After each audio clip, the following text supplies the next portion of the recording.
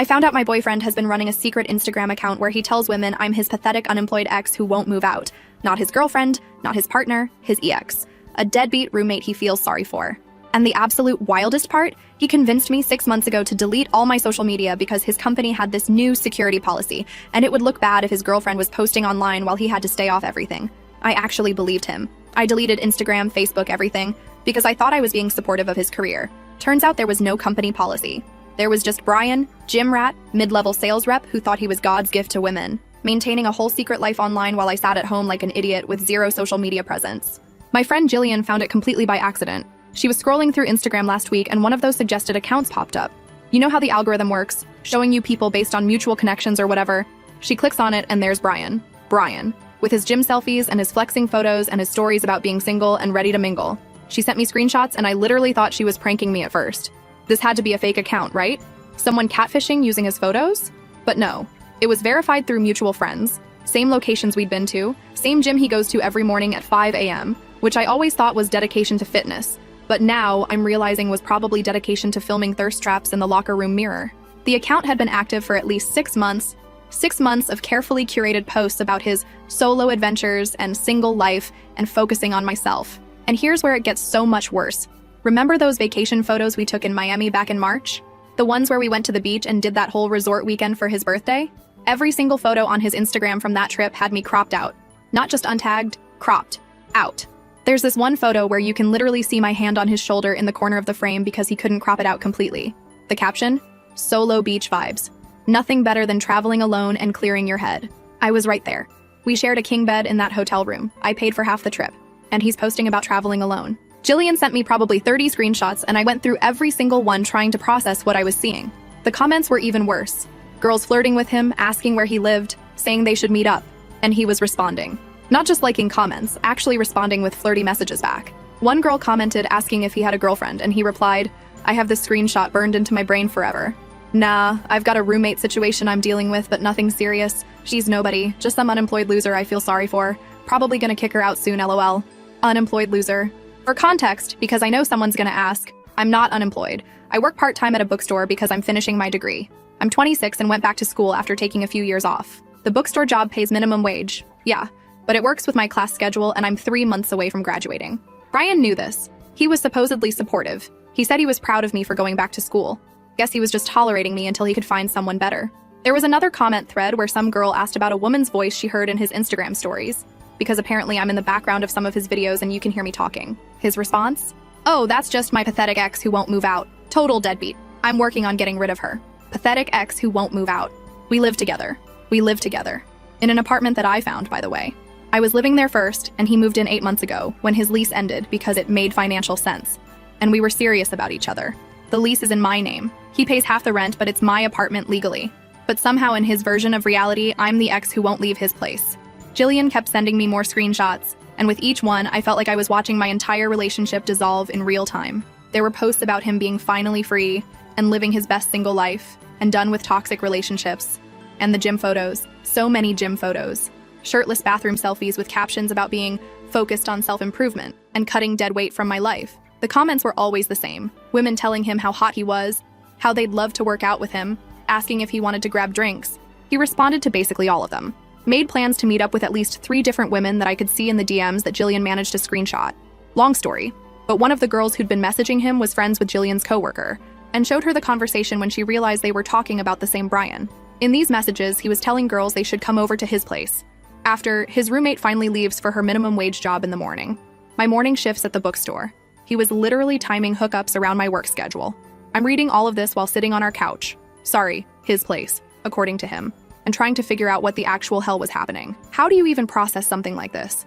Your boyfriend hasn't just been cheating. He's been living a completely different reality where you don't exist as his partner. You're just some annoying obstacle he's trying to remove from his life. I didn't confront him immediately. I know some people are gonna say I should've, but I was in shock.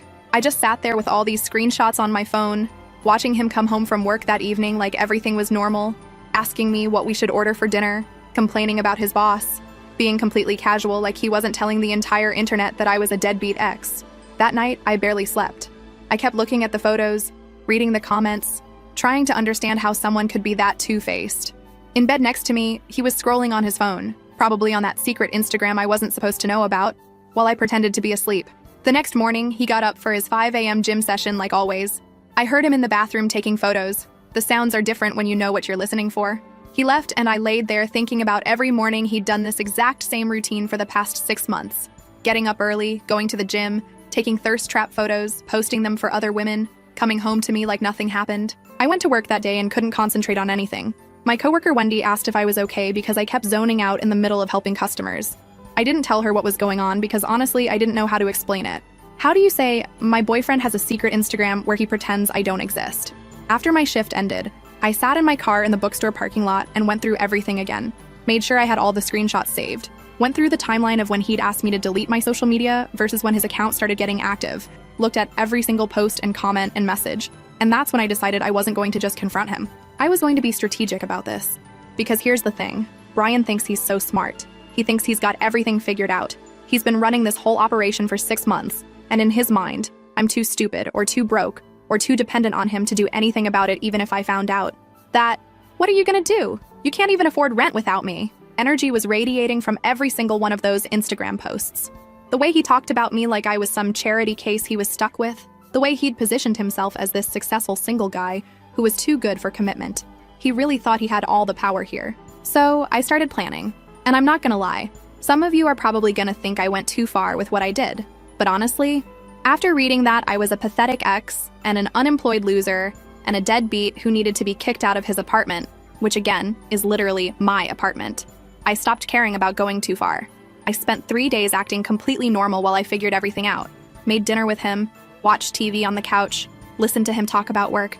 The whole time I'm just thinking about those Instagram posts and planning my next move. Okay, this is getting really long, so I'm gonna post an update soon with what happened next, because trust me, you wanna hear this part. Shout out to everyone who's been messaging me asking for updates. I see you and I'm getting there. Update.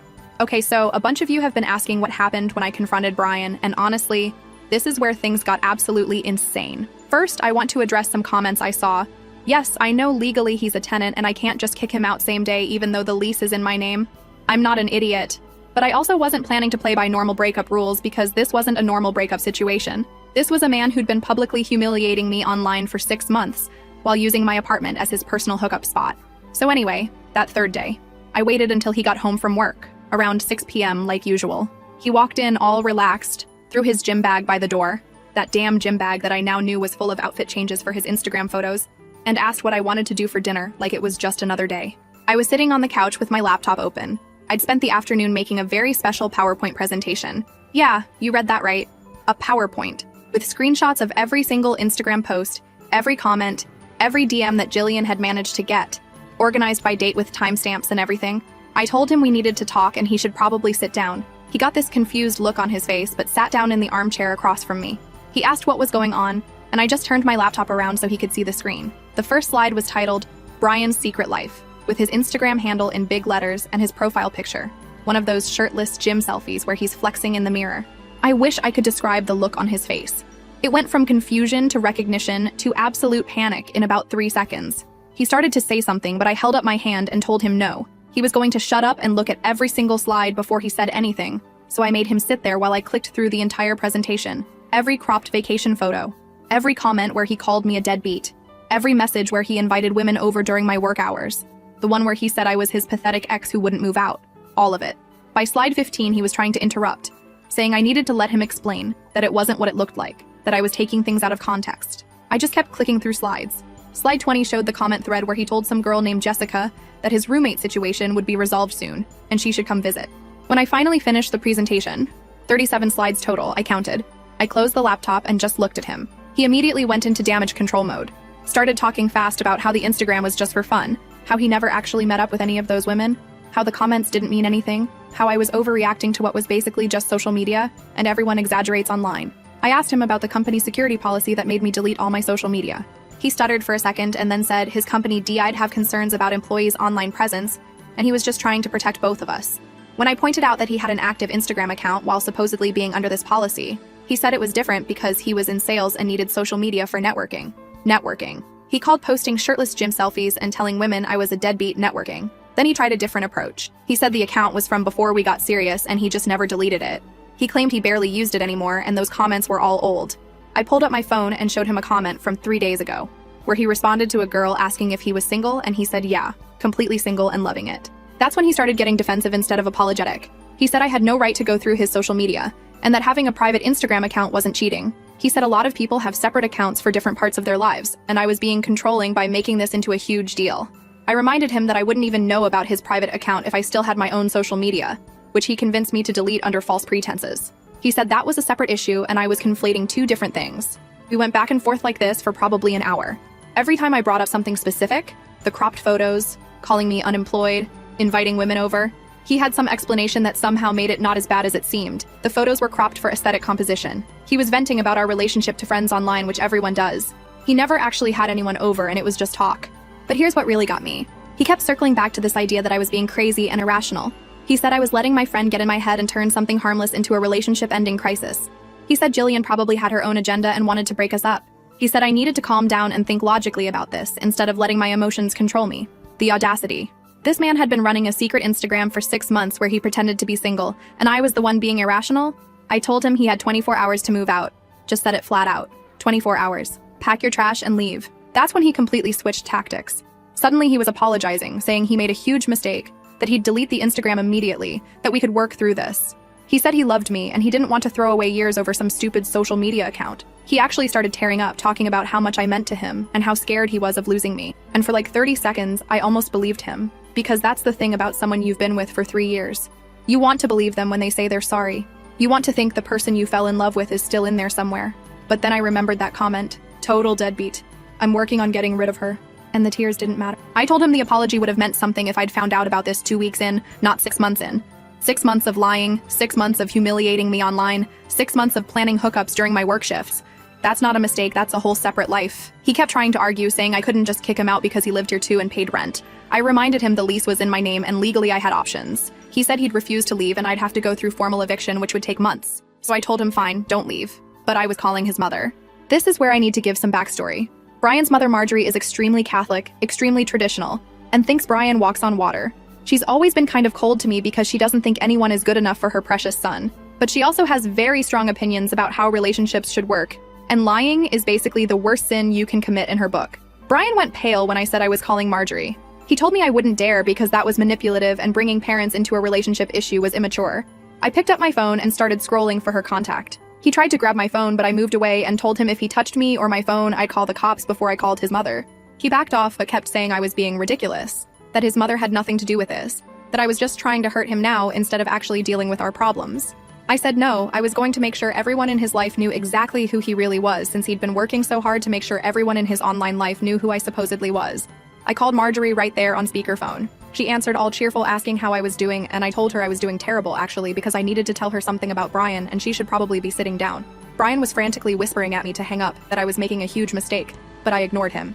I told Marjorie everything. The secret Instagram, the post calling me a deadbeat and an ex, the fake company policy that made me delete my social media, the women he was messaging, the invitations to come over during my work hours, all of it. There was silence on the other end for a solid 10 seconds, and then Marjorie asked to speak to Brian. He took the phone off speaker and walked into the bedroom. I could hear him through the door trying to explain, saying I was exaggerating, that it was all a misunderstanding, that I was having some kind of episode, and believing things that weren't true. Marjorie's voice came through the door loud enough that I could hear her asking him to explain the screenshots then, explain the comments, explain why he lied about the company policy. The conversation went on for maybe 20 minutes. When Brian came back out, he looked like he'd been hit by a truck. He handed me the phone, and Marjorie asked me if I had somewhere else to stay tonight because she was coming over tomorrow morning, and she expected Brian to be packed and ready to leave with her. I told her I wasn't going anywhere because this was my apartment. There was another pause, and then she said she'd be there at 10 a.m., and Brian better be ready to explain himself to his father too. After I hung up, Brian just stood there staring at me. He said I'd just ruined his relationship with his parents over a fight about social media. He said I was vindictive and cruel, and he couldn't believe I'd stoop that low. I told him he could sleep on the street and tomorrow he'd be leaving with his mother like she said. He tried to argue more, but I went into the bedroom and locked the door. I barely slept that night. I kept hearing him moving around in the living room, kept expecting him to try to knock on the bedroom door and keep arguing, but he didn't. The next morning I woke up around 8 a.m. and came out to find him aggressively shoving stuff into duffel bags. He wouldn't look at me, just kept packing in angry silence while I made coffee in the kitchen. Around 9:30 his phone started ringing. He looked at it and ignored the call. It rang again and again. Finally he answered and I heard him say, "Mom, I'm almost ready. You don't need to come up." But apparently Marjorie wasn't taking no for an answer, because 10 minutes later, there was knocking on the door. I answered it, and Marjorie walked in looking like she was dressed for war. She was in this burgundy pantsuit with her hair done all perfect, and her face was set in this expression that clearly said someone was about to get lectured into next week. She nodded at me politely and then turned to Brian and asked if he had everything packed. And here's where things took another turn, because Brian's father Randall was standing in the hallway behind her. Okay, I have to split this into another update because this is getting super long, and what happened next with his parents was wild. Stay tuned because you're not gonna believe where this goes. Final update. Okay, so I'm writing this from my friend Jillian's house because I needed to get out of my apartment for a few days while everything settles down, and holy hell you guys, the last few days have been absolutely unhinged. So where I left off, Marjorie showed up at 10 a.m. in her burgundy power suit looking ready to destroy someone's entire existence, and Brian's dad Randall was standing behind her in the hallway. Randall is this quiet guy who lets Marjorie do most of the talking, but when he does talk, people listen. He's got this whole disappointed dad energy that's somehow worse than yelling. They both came into my apartment, and Marjorie told Brian to finish packing while she and Randall talked to me in the kitchen. She asked if I had copies of everything I'd told her about on the phone, and I showed her the screenshots on my laptop. She went through every single one with this expression that got darker and darker, and Randall looked over her shoulder reading the comments where Brian called me a deadbeat and a pathetic ex. When they finished looking, Marjorie closed the laptop and asked me how long this had been going on. I told her at least 6 months that I knew of, probably longer. She asked if Brian had actually brought other women to the apartment, and I said I didn't know for sure, but he'd been trying to based on the messages. Randall asked why Brian had me delete my social media, and I explained the fake company policy. He got this look on his face and said that didn't make any sense because Brian's company doesn't have social media restrictions for sales staff. They actually encourage it for networking. He would know because he has a friend who works in Brian's department. This was news to me, and I said as much. Randall said the whole story sounded fabricated, and he wanted to hear Brian's explanation directly. They called Brian into the kitchen, and Marjorie asked him to explain the company policy that required me to delete my social media. Brian started spinning this story about how his manager had mentioned that significant others posting online could create liability issues and he was just being cautious and protecting both of us. Randall cut him off and asked which manager said this. Brian named his direct supervisor, some guy named Tom. Randall pulled out his phone and said he was going to call Tom right now and verify this policy. Brian panicked. He said that wasn't necessary, that maybe he'd misunderstood what Tom said, that it might not have been an official policy, but more like a suggestion. Marjorie asked him why he'd present a suggestion as a mandatory policy that required me to delete all my social media accounts. Brian tried to say he was just being overprotective, and I was reading too much into how he'd phrased things. I jumped in and said no. He specifically told me it was a company requirement, and if I didn't comply, it could affect his job. I asked him to explain why he needed me to have zero online presence while he was running an Instagram account telling everyone he was single. That's when Brian switched to being defensive again. He said the Instagram was private and I never would have known about it if my friend hadn't gone snooping. He said I was violating his privacy by looking at his social media without permission. Marjorie asked him if he seriously thought privacy was the issue here, when he'd been publicly calling me names and lying about our relationship status online. She asked him what he thought would happen when I eventually found out, because lies like this always come out eventually. Brian said he was planning to delete the account, that he'd just gotten caught up in the attention and validation from other women, and it spiraled out of control. He said he never meant for it to go this far, and he was going to end it before I found out.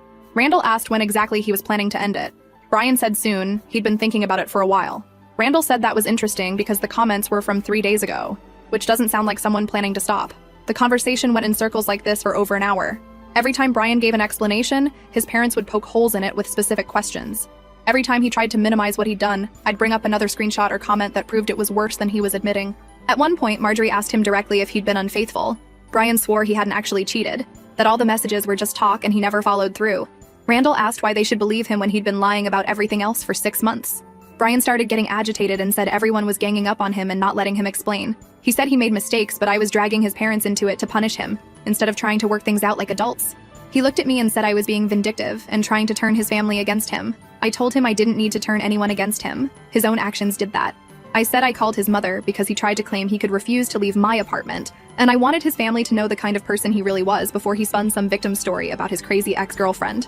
Marjorie asked what he meant about refusing to leave, and Brian said I was trying to illegally kick him out without proper notice. I clarified that he'd been living here 8 months and paying half the rent, but the lease was solely in my name, and after discovering he'd been planning to have other women over in my home, I wanted him gone immediately. Randall said they were taking him home with them today regardless, and he could figure out his living situation from there. Brian tried to argue that he had work and couldn't just leave, but Randall said he could call in sick for a few days while they sorted this mess out. That's when things got even more complicated, because Brian's phone kept buzzing during this whole conversation. Finally, Marjorie told him to answer it or turn it off because it was interrupting. He looked at the screen and his face went weird and he said it was just work stuff. He'd deal with it later. But his phone kept ringing.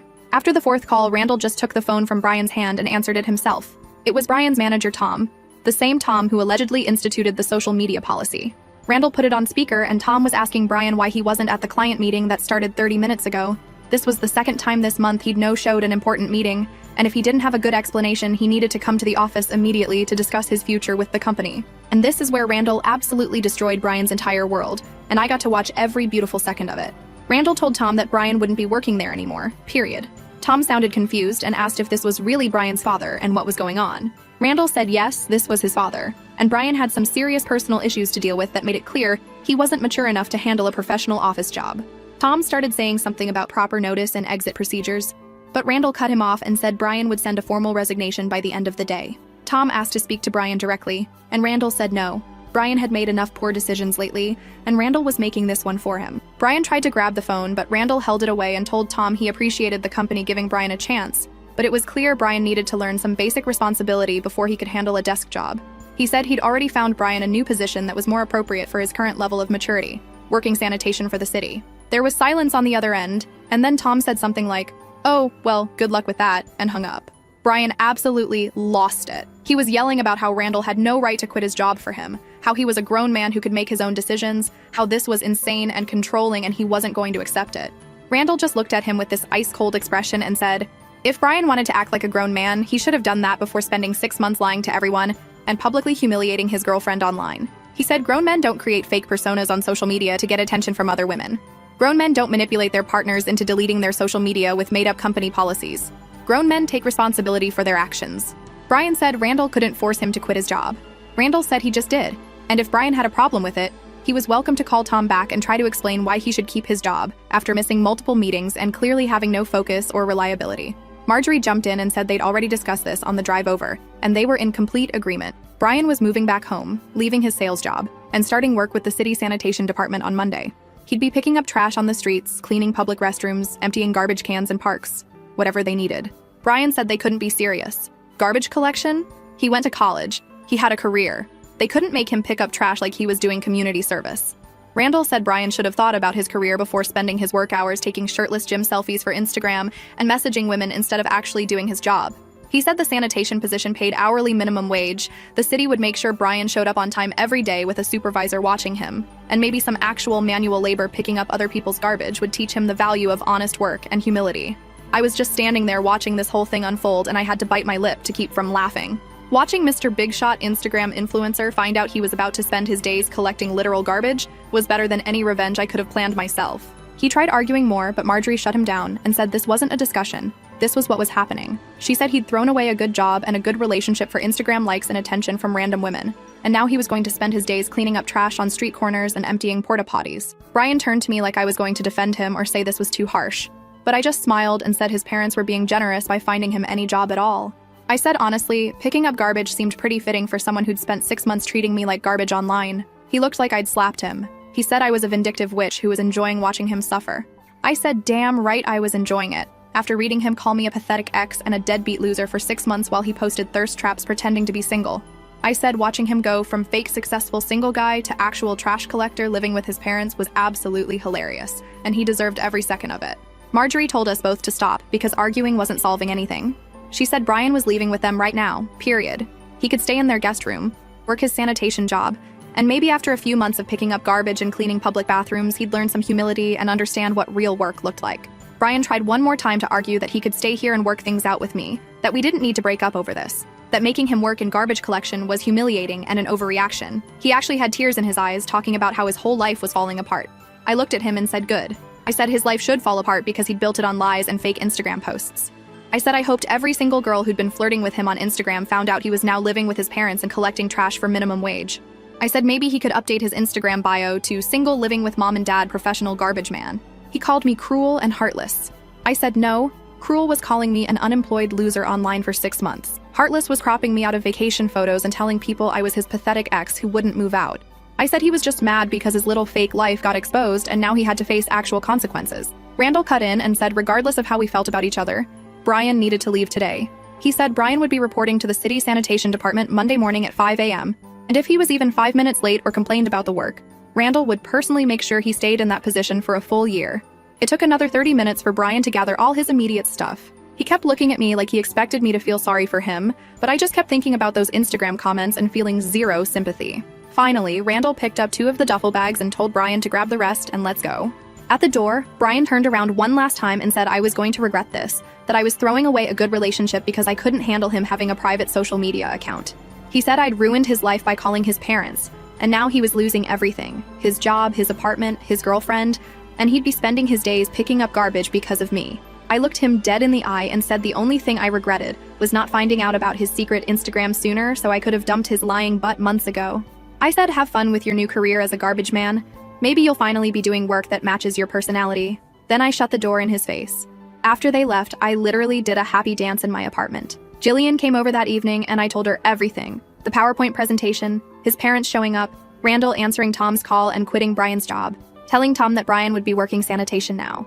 We drank wine and laughed about how the Instagram king was now going to be the garbage king. The next few days were amazing. Brian started messaging me these long, pathetic paragraphs about how his parents had ruined his life, how he couldn't believe his own father had quit his job and signed him up to collect trash, how humiliating this was. Every message just made me laugh harder. Then he sent me a message saying he'd started his first day with sanitation, and it was absolutely degrading. He said he was literally picking up garbage off the streets in a bright orange city worker vest, cleaning public bathrooms that smelled horrible, emptying trash cans full of disgusting stuff. He said people from his old gym had already seen him in his work uniform and were definitely talking about it. I responded this time just to say, I hoped someone took a photo of him in his garbage man uniform and posted it online, so all those Instagram girls who thought he was so hot could see what he was really up to these days. I said maybe he should make a new Instagram account called Trash Collector Brian and post selfies with garbage bags. Then I blocked him on everything. A few days later, Marjorie sent me a message checking in. She said Brian was having a very hard time adjusting to his new reality. She said the first few days he came home exhausted and smelling like garbage and wouldn't stop complaining. She said he kept saying the work was beneath him and humiliating and everyone was laughing at him. She said she told him that's exactly the point. He needed to learn humility and what real work felt like after spending months pretending to be some successful player online. I told Marjorie I appreciated her taking him out of my apartment and holding him accountable. She said she was mortified by his behavior and the things he'd said about me online. She said they'd raised him better than that, and clearly he needed a serious reality check. She said the sanitation job would continue for at least 6 months no matter how much he complained. That was a week ago. According to his Instagram being gone and Marjorie's updates, Brian is still living with mommy and daddy, getting up at 4:30 a.m. to put on his orange safety vest and collect garbage all day, coming home smelling like trash and too tired to do anything but shower and sleep. The guy who called me an unemployed loser is now making minimum wage doing manual labor while I'm finishing my degree. The dude who said I was his pathetic ex who wouldn't move out is now living in his childhood bedroom with his parents because he couldn't handle being an adult. Some people in the comments said I went too far by calling his parents and that I'm being too happy about his situation. But you know what? He spent 6 months publicly humiliating me, calling me names, planning to cheat on me in my apartment, lying to my face every single day. And all I did was tell his parents the truth and let them handle their son however they wanted. If Brian's now picking up garbage for a living, that's not on me. That's on him for being a lying, cheating, manipulative jerk who couldn't keep his lies straight. His father decided he wasn't mature enough for an office job. His mother decided he needed to learn what real work was. I didn't make those decisions. His own behavior did. And yeah, I'm enjoying knowing that all those women he was trying to impress now know he's a garbage collector living with his parents. I'm enjoying the fact that Mr. Solo Adventures, and single and loving it, is actually hauling trash bags in 90-degree heat while I'm moving on with my actual life. My lease is up in 4 months and I'm definitely moving to a new place. Fresh start. Just me, my degree, 3 months away from done, my bookstore job, and zero tolerance for lying garbage men.